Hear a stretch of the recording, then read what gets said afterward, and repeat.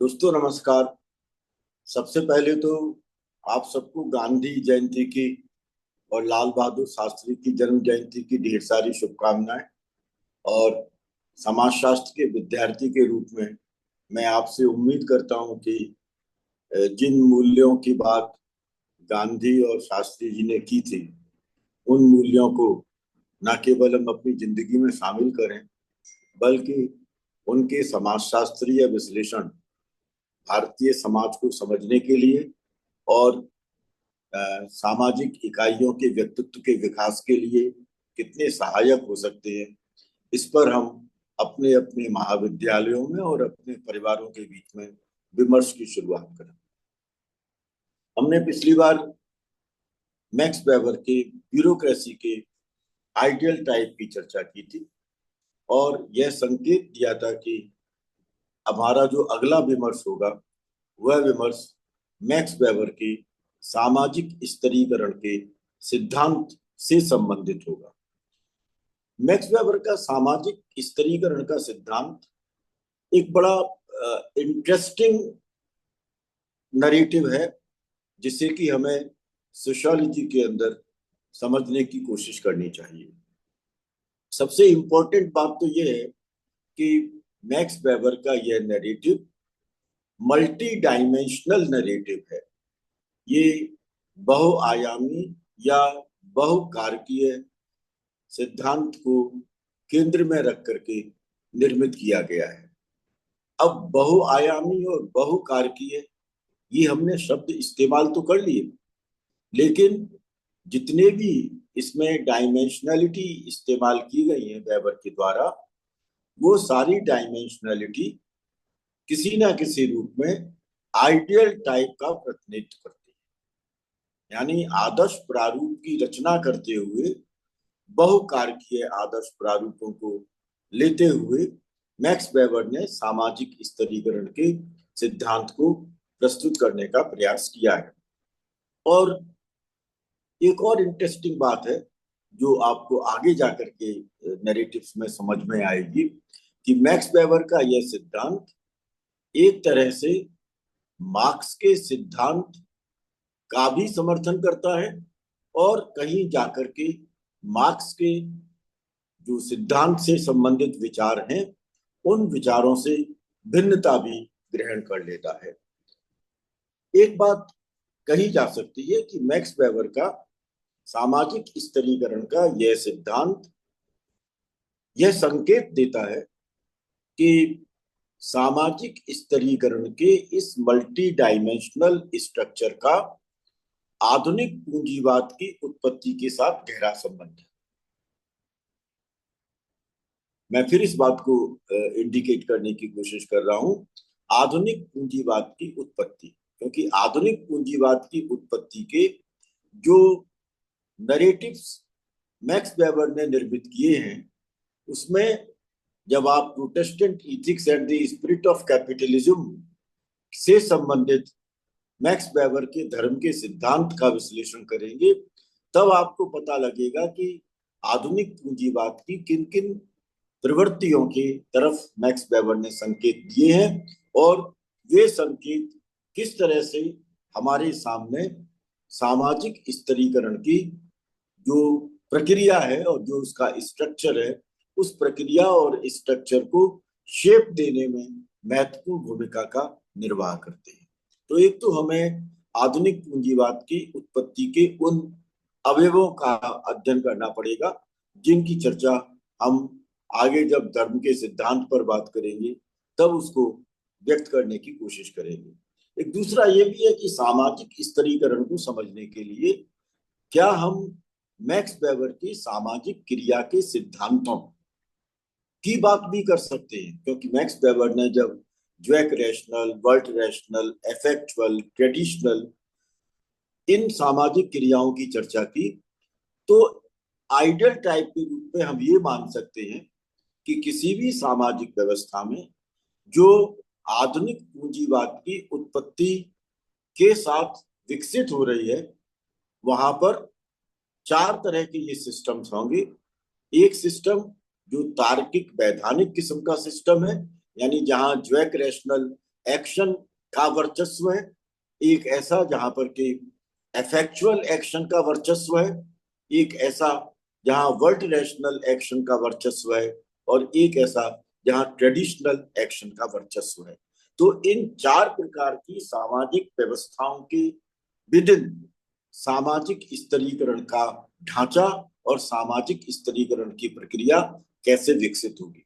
मैं सिर्फ ये संकेत इसलिए देना चाह रहा हूं ताकि हम ये समझ जाएं कि कोई भी सिद्धांतकार, कोई भी समाजशास्त्री इंटर रिलेशनशिप के साथ समझा जा सकता है।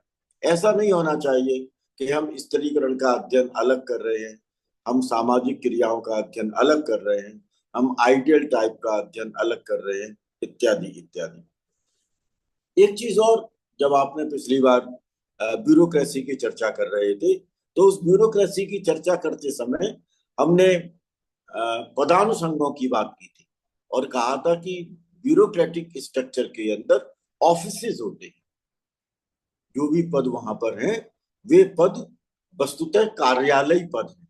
पहले उनको स्थिति प्राप्त होती है, स्टेटस प्राप्त होता है, स्टेटस के साथ स्पेशलाइजेशन जुड़ता है, उसके साथ में उनका अपना एक अपॉइंटमेंट होता है, और उस अपॉइंटमेंट में उन्हें कोई ना कोई ऑफिस प्राप्त होता है, एक पदानुषंग प्राप्त होता है, और यह पदानुषंग मूव करता है टाइम और स्पेस के संदर्भों के साथ। यह टाइम और स्पेस के साथ पृथक भी होता है। तो जो विभिन्न पदानुषंग हैं वे टाइम और स्पेस के दौरान पृथक होते हैं। इसकी भी चर्चा हम कर सकते हैं, इसका भी उल्लेख हम कर सकते हैं जब हम सामाजिक स्तरीकरण की बात करें। एक बात और हमें इसमें समझनी चाहिए कि जो स्तरीकरण की समझ है मैक्स वेबर के विचारों के आधार पर, वो असल में डिफरेंशिएटेड वर्ल्ड व्यू की समझ है।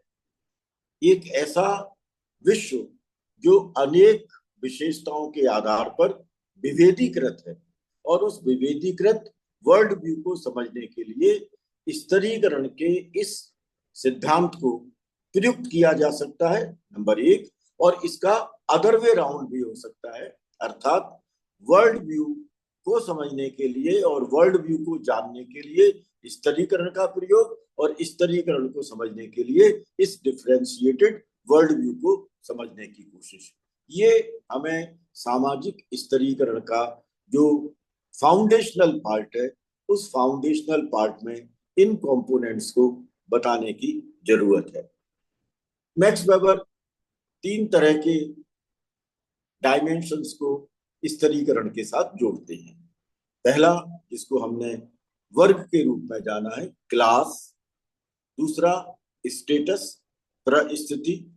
और तीसरा, पावर, शक्ति, या जिसे हम पार्टी कह सकते हैं, दल। तो वर्ग, परिस्थिति और दल, ये तीन पक्ष हैं, और इनको अगर हम जोड़ें तो जो क्लास है वह वेल्थ के साथ जुड़ती है, स्टेटस प्रेस्टीज के साथ जुड़ता है, और पावर या पार्टी पावर स्ट्रक्चर के साथ जुड़ जाती है।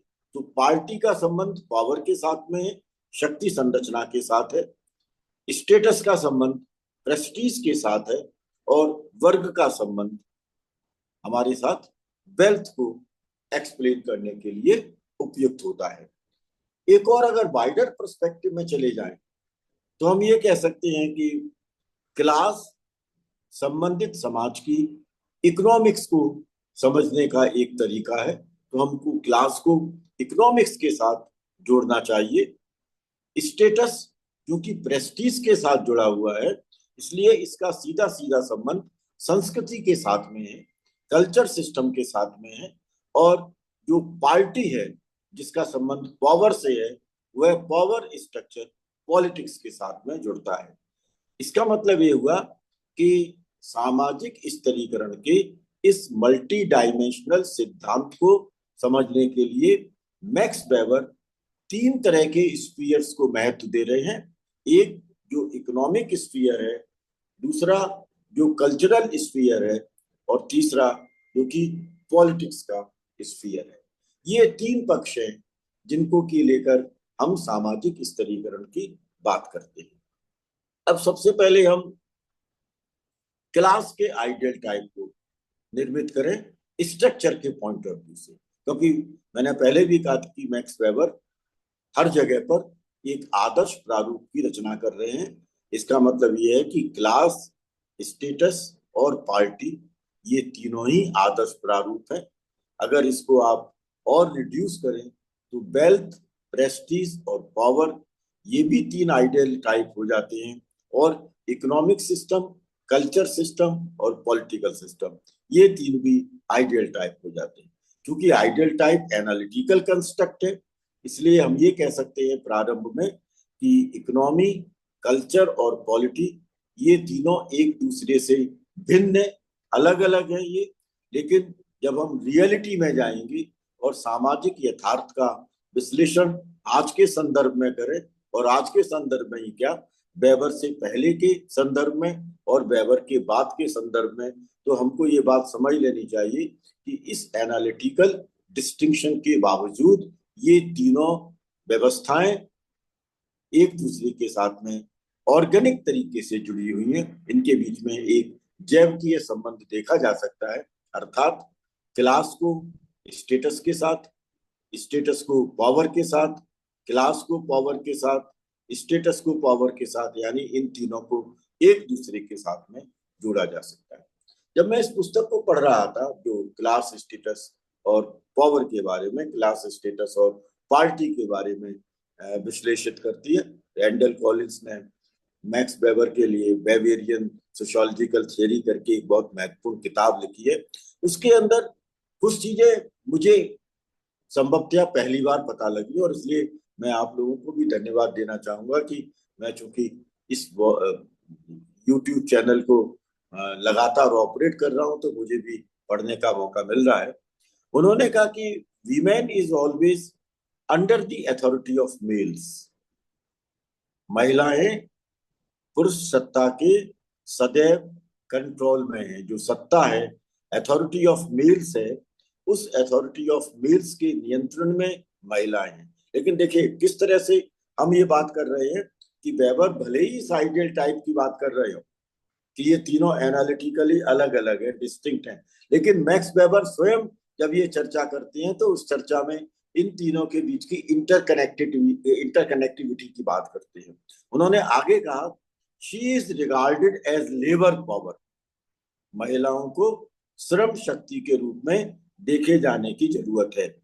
And is bought as an object, और उसे लाया जाता है एक ऑब्जेक्ट के रूप में। और वो ऑब्जेक्ट क्या है? Object of value. मूल्य का जो उद्देश्य है, वैल्यूज का जो उद्देश्य है, उसके संदर्भ में महिला को लाया जाता है। और वह महिला इस लेबर पावर के साथ डोमेस्टिक स्पेस में, और अगर बाहर भी वो काम कर रही है, तो एक वर्क एनिमल के रूप में, कार्य करने वाले प्राणी के रूप में उपस्थित हो जाती है। जब हम उसे कार्य करने वाले प्राणी के रूप में उपस्थित करने की बात करते हैं तो हम इकोनॉमिक्स की बात कर रहे हैं।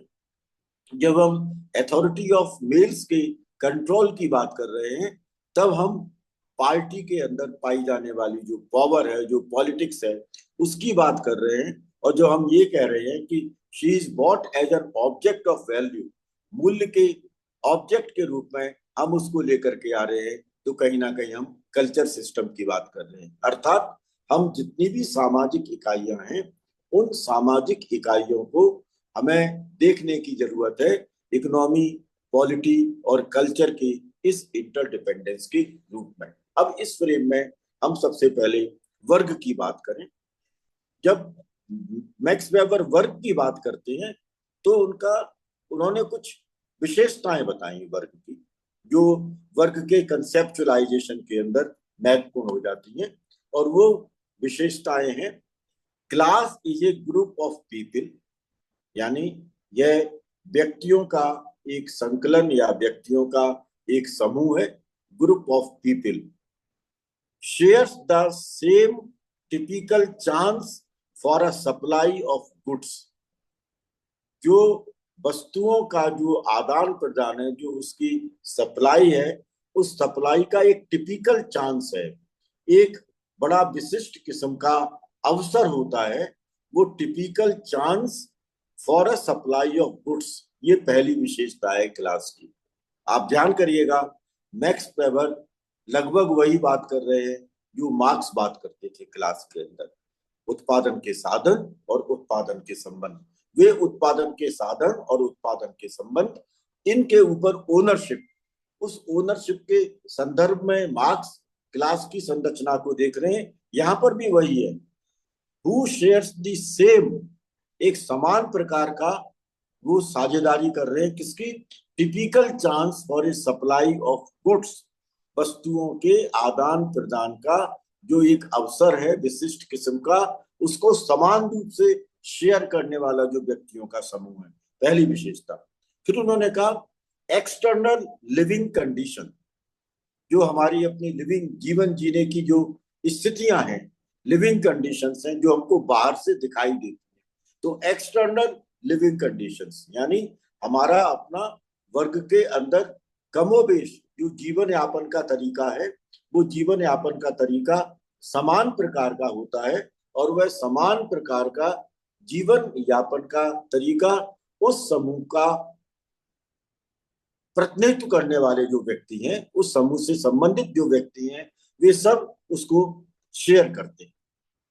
न केवल एक्सटर्नल लिविंग कंडीशंस को शेयर करते हैं, बल्कि वो और आगे जाकर के एक विशेषता की चर्चा करते हैं, पर्सनल लाइफ एक्सपीरियंस। यानी उस समूह में जितने भी व्यक्ति हैं जो एक क्लास को निर्मित कर रहे हैं, जिनका अपना सप्लाई ऑफ गुड्स का जो टिपिकल चांस है उसमें सेम प्रेजेंटेशन है, जिनकी एक्सटर्नल लिविंग कंडीशंस एक सी हैं, उनके अपने लाइफ एक्सपीरियंस, उनके अपने जीवन के अनुभव, जो व्यक्तिगत किस्म के जीवन के अनुभव है, वे भी एक से हैं। पर्सनल लाइफ एक्सपीरियंस वो भी सिमिलरिटी को रखते हैं। लिविंग कंडीशंस जो एक्सटर्नल किस्म की हैं, वहां पर भी सिमिलरिटी आती है। Typical chance for a supply of goods, वहां पर भी हमें एक सिमिलरिटी देखने को मिलती है। ये जो पक्ष है, ये पक्ष वर्ग की रचना के बहुत महत्वपूर्ण आधार है। एक चीज देखिएगा इसमें, अगर आप फिर मार्क्स के साथ कहीं इसकी तुलना करने की कोशिश करते हैं तो ओनरशिप का सवाल भी आ रहा है, क्योंकि same similarities, relations of production में भी सिमिलैरिटीज की बात आ रही है। और इसके साथ साथ जब हम बात कर रहे हैं लाइफ एक्सपीरियंसेस की और लिविंग कंडीशंस की, तब एक सिमिलर किस्म की क्लास कॉन्शियसनेस का भी अवयव हमारे सामने उभर करके आ जाता है। तो वर्ग चेतना भी इसमें शामिल हो जाती है, और उत्पादन साधन, उत्पादन के संबंध, इन सबके ओनरशिप और नॉन ओनरशिप के बीच के जो विभाजन वाले पक्ष हैं, वे विभाजन वाले पक्ष भी इसके अंदर सम्मिलित हो जाते हैं। एक बात और कही जो आगे जाकर के वेबर को थोड़ा और व्यापकता प्रदान करती है, उन्होंने कहा कि क्लास सिचुएशन होनी चाहिए, वर्ग स्थिति।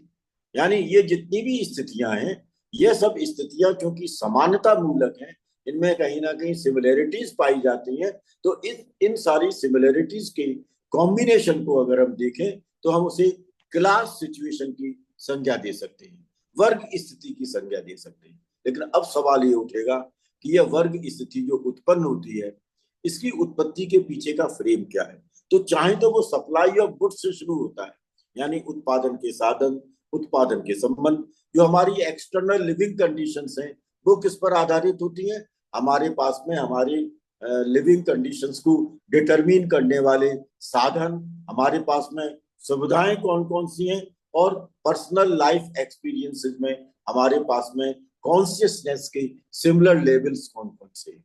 अगर हम इन सबको कंबाइन कर देते हैं तो इन सब में आपको पता लगेगा कि इन सब का निर्धारण करने वाला जो एक बहुत महत्वपूर्ण संस्थागत ढांचा है, वो बाजार है।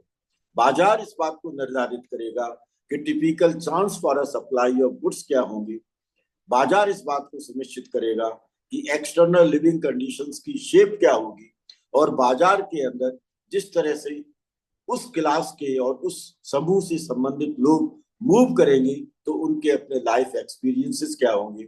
इसको केंद्र में रख करके मैक्स वेबर ने दो बात कही इसमें, कि क्लास की अवधारणा को निर्मित करने के लिए न केवल क्लास सिचुएशन बल्कि इसके साथ साथ रिलेटेड मार्केट सिचुएशन का भी वहां पर एक महत्वपूर्ण रोल हो जाता है। ये बात मैक्स वेबर ने क्लास की अवधारणा के संदर्भ में कही है। अब कभी जब हम स्ट्रेटिफिकेशन को, आपने जब कई सारी थियरीज पढ़ी होंगी तो उन थियरीज की व्याख्या बहुत लोगों ने की है, और उस व्याख्या के अंदर आपने कहीं ये भी पढ़ा होगा कि जो मार्क्स का जो क्लास स्ट्रेटिफिकेशन था, उस क्लास स्ट्रेटिफिकेशन में उस वर्गीय विभाजन के अंदर क्लास स्ट्रगल की पॉसिबिलिटीज है, वर्गों के मध्य के संघर्ष की संभावनाएं हैं, और इसलिए हम उसे त्रिकोणात्मक फ्रेम के अंदर देखने की कोशिश करते हैं। मैक्स वेबर का जो वर्ग का विवेचन है, वह वर्ग का विवेचन चूंकि मार्केट सिचुएशन के साथ में और क्लास सिचुएशंस के साथ में जुड़ा हुआ है, इसलिए हम ये कहेंगे कि इसका ये जो मॉडल है, ये हीरे के आकार का मॉडल, हीरे के आकार का मॉडल, जिसमें नीचे, सबसे नीचे ग्राउंड में निम्न वर्ग है, वर्किंग क्लास है। वर्किंग क्लास आपने कभी देखा होगा, जो हीरा मूव करता है तो सबसे पहले नीचे की लाइन होती है, उसके बाद दो लाइन ऊपर चलती चली जाती हैं, फिर लाइन जाती है और फिर चला जाता है, जिसको कि हम हेक्सागन मॉडल कहते हैं। तो उस मॉडल को, जो हीरे के मॉडल वाले को अगर आप बनाएंगे, तो नीचे की क्लास यानी वर्किंग क्लास, वो धीरे धीरे जो उसकी ऊपर के वर्ग हैं, जो मिडिल क्लास की तरफ उसको ले जाते हैं, वहां पर मूव करती है। और मिडिल क्लास का जो स्ट्रक्चर है, वह मिडिल क्लास का स्ट्रक्चर व्यापक हो जाता है, बड़ा हो जाता है उस वर्किंग क्लास की तुलना में, क्योंकि वह मार्केट सिचुएशन से गवर्न हो रहा है और वहां पर क्लास सिचुएशन महत्वपूर्ण बन रही है। लेकिन मध्य वर्ग पर पहुंचने के बाद उसका अपना जो अपवर्ड मोबिलिटी का मॉडल है, वह अपवर्ड मोबिलिटी का मॉडल धीरे धीरे मंद होता चला जाता है, और इसलिए मैक्स वेबर के इस पूरे विश्लेषण में जो स्ट्रेटिफिकेशन का है, इसमें ऐसा लगता है कि कमोबेश जो अपर क्लास है और वर्किंग क्लास है, इन दोनों का जो स्ट्रक्चर है, उस स्ट्रक्चर में एक स्तर पर, जहां तक नंबर का सवाल है, समानता के पक्ष उभर करके आ सकते हैं, लेकिन इन दोनों की तुलना में मिडिल क्लास का जो स्ट्रक्चर है, वह काफी व्यापक हो जाता है। और यही ऐसा पक्ष है जो ओनरशिप और नॉन ओनरशिप के सवालों को हमारे सामने बहुत महत्वपूर्ण बना देता है। ये वर्ग की व्याख्या है। जहां तक परिस्थिति का सवाल है, उस परिस्थिति के सवाल को मैक्स वेबर सोशल ऑनर के साथ, सामाजिक सम्मान के साथ में जोड़ते हैं। जो स्टेटस है, स्टेटस सिचुएशन, अब वहां पर भी वो, जहां वहां उन्होंने मार्केट सिचुएशन की बात की, वहां उन्होंने क्लास सिचुएशन की बात की, स्टेटस के अंदर वो स्टेटस सिचुएशन की बात करते हैं। और स्टेटस सिचुएशन क्या होती है? Part of persons life chances, जो हमारे अपने लाइफ चांसेस हैं, उस लाइफ चांस का अपना एक वह हिस्सा है जो किससे डिसाइड होता है? उस सामाजिक व्यवस्था के द्वारा, जिस सामाजिक व्यवस्था में हम सम्मिलित हैं। तो जो सामाजिक व्यवस्था हमारे सामने विद्यमान है, वह विद्यमान सामाजिक व्यवस्था हमारी अपनी प्रतिष्ठा को, हमारी अपनी स्टैंडिंग को, हमारी अपनी रेपुटेशन को निर्धारित करती है। तो स्टेटस सिचुएशन, अब यह स्टेटस सिचुएशन कैसी है? ये प्रतिष्ठा का सवाल है, ये सम्मान का सवाल है। और अगर हम आइडियल टिपिकल फॉर्म में फिर चले जाएं मैक्स वेबर के विचारों की तरफ, तो हम ये कह सकते हैं कि क्लास में अगर आप अपर स्टेटा में हैं, यानी आप अपर क्लास का हिस्सा हैं, पूंजीपति का हिस्सा हैं, या पूंजीपति वर्ग का हिस्सा हैं, तो जरूरी नहीं कि आपकी प्रतिष्ठा, आपका सम्मान समाज के अंदर उस धन के आधार पर होता हो। Wealth is not necessarily determining the social honour, the prestige. Prestige अलग अलग हो सकती है। एक शिक्षक की प्रतिष्ठा, आपके महाविद्यालय के अंदर जो शिक्षक हैं, उनकी प्रतिष्ठा एक पूंजीपति की प्रतिष्ठा से अधिक हो सकती है, क्योंकि हम जब स्टेटस की बात करते हैं तो उस स्टेटस के अंदर रोल्स होते हैं, भूमिकाएं होती हैं, और जो भूमिका का निर्धारण किया जाता है, अगर उस निर्धारण के अनुरूप आप अपनी भूमिकाओं का निर्वाह कर रहे हैं पूरी प्रतिबद्धता के साथ में, सामाजिक सरोकारों के साथ अगर आप जुड़ते हैं, तो स्वाभाविक रूप से आपकी प्रतिष्ठा उन लोगों की तुलना में अधिक हो जाएगी जो दूसरे संदर्भों में तो उच्च संरचना का प्रतिनिधित्व करते हैं, लेकिन अपनी भूमिकाओं का निर्वाह उस कमिटमेंट के साथ, उस प्रतिबद्धता के साथ, उस नियम कार्य प्रणाली के अंतर्गत नहीं करते जिस नियम कार्य प्रणाली के अंदर वह संबंधित समूह या समाज उनसे उस भूमिका का निर्वाह करने की अपेक्षा रखता है। वेबर इस संदर्भ में जाति की बात भी करते हैं कि भाई जाति संरचना के अंदर हो सकता है कि उनके जो ब्राह्मण, क्षत्रिय, वैश्य, शूद्र के जो मॉडल्स हैं, उन मॉडल्स में धन का सवाल तो नहीं था, लेकिन वह अपनी जो भूमिकाओं का निर्धारण करते थे, जो उनके अपने रिचुअल्स थे, राइट्स थे, उन राइट्स रिचुअल्स के निर्वाह के कारण उनकी अपनी प्रतिष्ठा ज्यादा थी। इसका मतलब ये हुआ कि स्टेटस रिलेटेड जो स्ट्रेटिफिकेशन है, वह स्टेटस रिलेटेड स्ट्रेटिफिकेशन एस्क्रिप्टिव स्टेटस के साथ हो सकता है, जहां पर की मोबिलिटी लो किस्म की है, और यह अचीव्ड स्टेटस के साथ भी हो सकता है, जहां पर की मोबिलिटी की गति तुलनात्मक रूप से अधिक हो सकती है। हमें स्ट्रेटिफिकेशन के इस पक्ष को समझने की जरूरत है। तीसरा, उन्होंने पार्टी की बात की, पावर की बात की, और यह एक पॉलिटिकल प्रोसेस है, गवर्नेंस है इसके अंदर अथॉरिटी है, इसके अंदर कमांड है, इसके अंदर निर्देश देने की प्रवृत्ति है।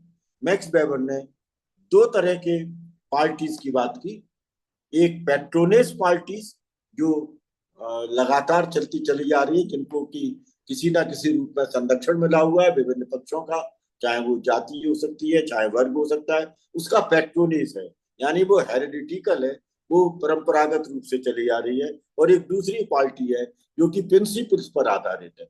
कुछ ऐसी पार्टीज हैं जिसके की अंदर जाति, धर्म, परिवार, एथनिसिटी, रेस, ये सब महत्वपूर्ण है, तो वो पेट्रोनेज वाली पार्टी हो जाएंगी।